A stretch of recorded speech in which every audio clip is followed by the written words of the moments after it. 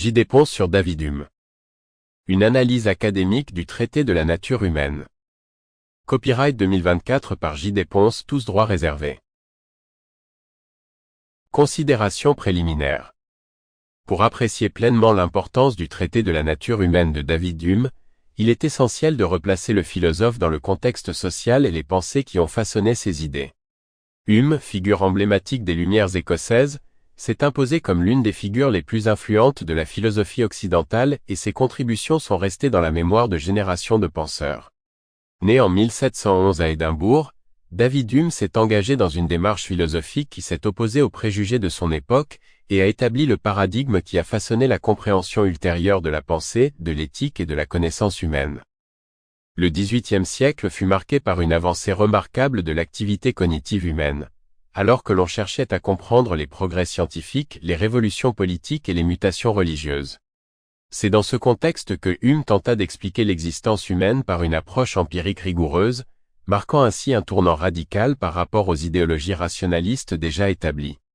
La philosophie de Hume reposait sur les fondements de l'existence, de l'observation et de l'expérience sensorielle, remettant ainsi en question les hypothèses communément admises sur ce qui définit l'existence et la pensée humaine. Construire une image complète de l'être humain implique de présenter la compréhension, l'émotion et la moralité ensemble, comme faisant partie d'un triple faisceau. Le traité de la nature humaine de Hume examine et tente de démêler le premier faisceau, qui est une exploration systématique des facultés de l'esprit.